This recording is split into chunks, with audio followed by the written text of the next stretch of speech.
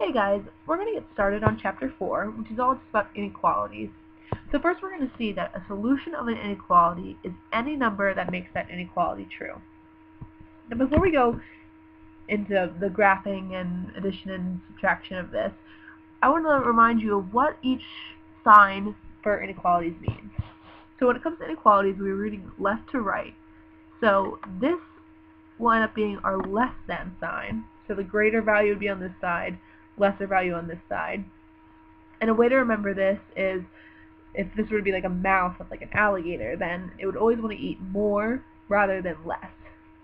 So then our greater than sign is going to be this way. And so obviously here our greater value is on this side, lesser value on this side. Now we can also have values that are greater than or equal to something or less than or equal to. So we represent this, well first off to the less than or equal to, with the same less than sign, but then a line underneath.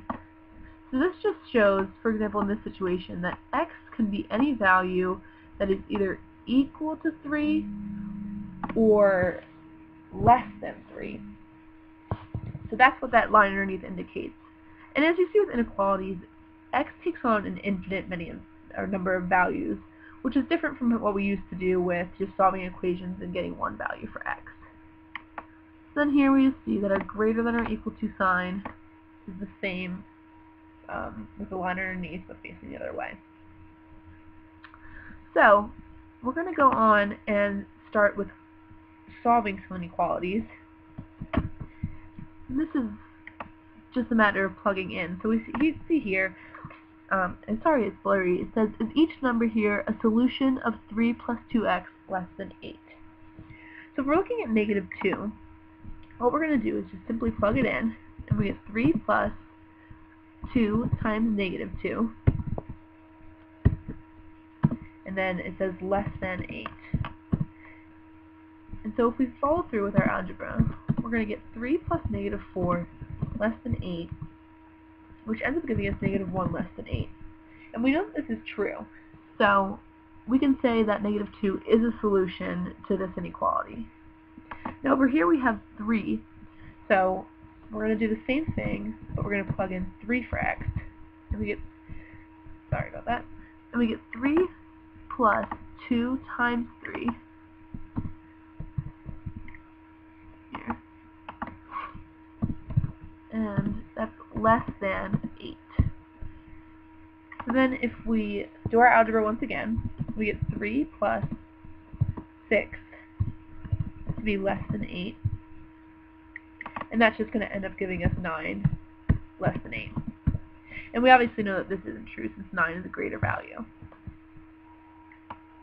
So then if we want to graph inequalities, we'll scroll down here, this is still in your packets, and we see that first we have the graph of d less than 3.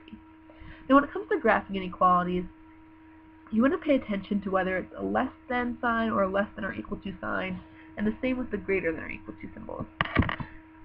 If it's just less than, then we go to the value that it's less than, and we make an open circle. The open circle indicates that it's not equal to the value. So in this case, it's not equal to 3, so our circle has to remain open. And then it's less than, so we're going to draw a line going to the left for all the values less than 3, and we put that arrow at the end just to indicate that there are an infinite amount of values, you know, all the way past negative 1 and continues to go. So then if I were to fill this in here, I would just say the solutions of d less than 3 are all the points to the left of 3. Now here for this next one, we have graph negative 3 greater than or equal to g.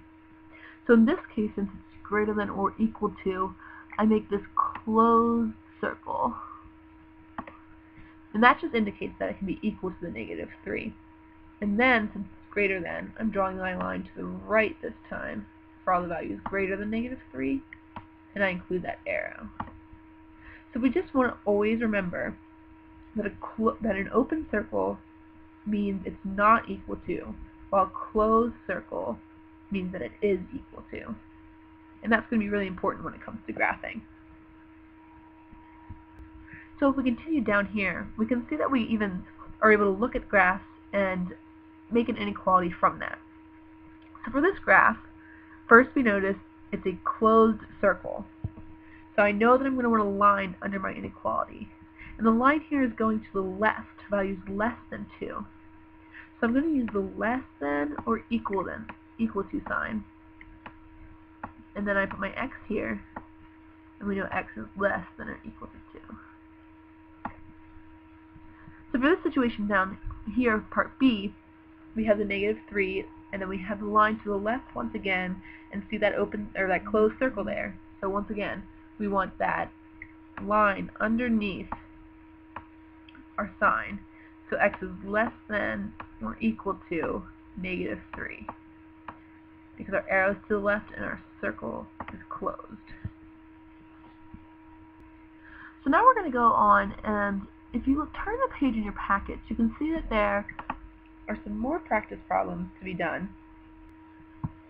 And what I want you guys to do is I want you to work on some of these practice problems on your own.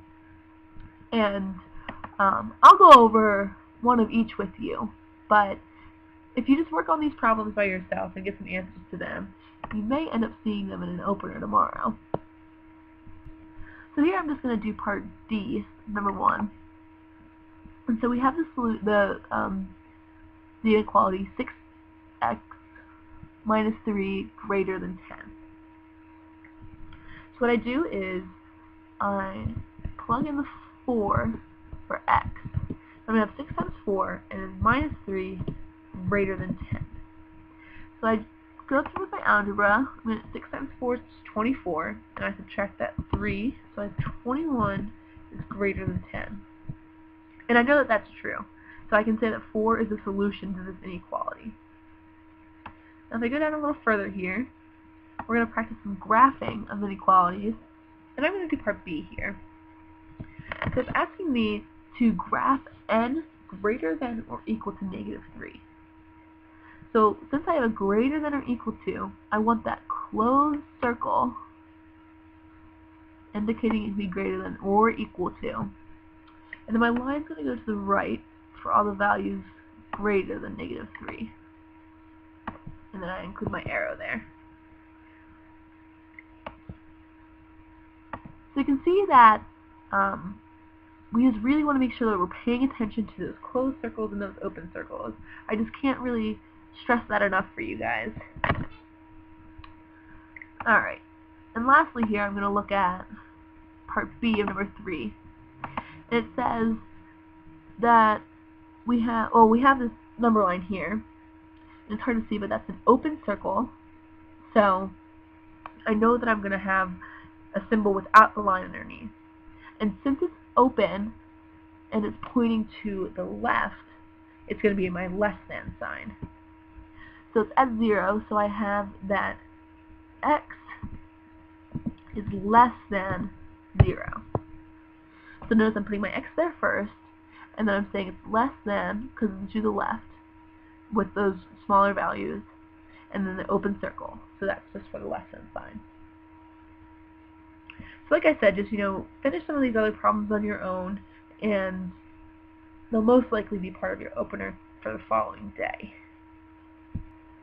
So I'm going to keep moving on here. I'm going to go flip ahead to section 2 of this chapter with addition and subtraction of inequalities. So here I see that with addition it says for every real number a, b, and c. So if a is greater than b, then it's actually going to be that a plus c is also greater than b plus c. So we notice that our addition property still holds. And this will even remain true for the less than sign. So we have a plus c, once again, and this time it's going to be less than b plus c. And if you think about this, this makes sense, because we have our original values, and we're just adding the same value to each side. So no matter what, that original value should still remain greater than or less than the value on the other side. So our example here is, if we have 3 greater than 1, then 3 plus 2 is still going to be greater than 1 plus 2. So once again, that addition is not going to be changing anything. And you can see the same thing for this equation over here, where we have our negative 5 plus 2 is still going to be less than 4 plus 2. And you can always check yourself on this, and you can see that negative 5 plus 2 is going to be negative 3. So we still have negative 3 is less than, and then we get 6 over here. So we say that's still going to be true.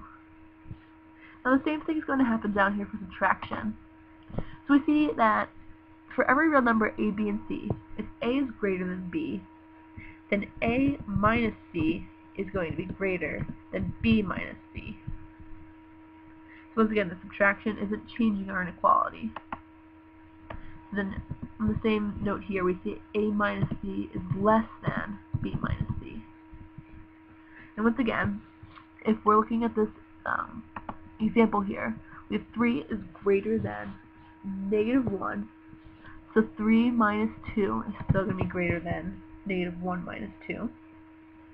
And over here we have 5 is less than 4. So our 5 minus 4 is still going to be less than our 5 minus 2 is still going to be less than our 4 minus 2. And sorry, I meant the negative 5 there. As you can see, my negative wasn't showing, but it says there in your packet. So another important definition that we have below here is that equivalent inequalities are inequalities that have the same solution. So say I had an inequality that was denoted by x is greater than 3. So this is the exact same as saying x plus 4 is greater than 7. And we see that because what we end up doing is the same thing as with our the same way that we solved solutions before. Is we subtract that 4 from both sides, and we're going to end up getting x greater than 3. So you can see that these two inequalities end up being equal to each other. So if we keep going here, we're going to see some more practice problems on the next page.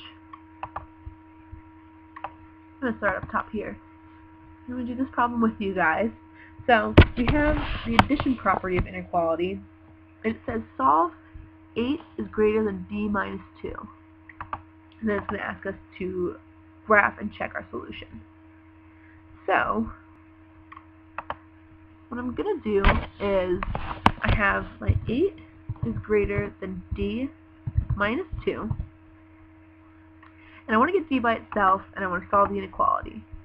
So just like before, what you guys used to do, we're going to add 2 to both sides, since we're doing the opposite in order to get rid of the 2 on the other side there. And we end up getting that 10 is greater than d. So if I were to graph this solution, then I would have my number line, and I would have an open circle at the 10. It can't be equal to 10. It's only less than. So then my line is going to be pointing to the left to show that d is less than 10. Okay. We're going to skip this word problem for right now, since we're going to discuss that in class tomorrow. And then I want you guys to just practice some more of these problems down here, and maybe even try out part B of number 2 if you can, just for the word problems. But like I said, we're still going to work on that in class tomorrow. And then just bring any questions that you have to me, and we'll have a discussion, and then we can continue on with our inequalities.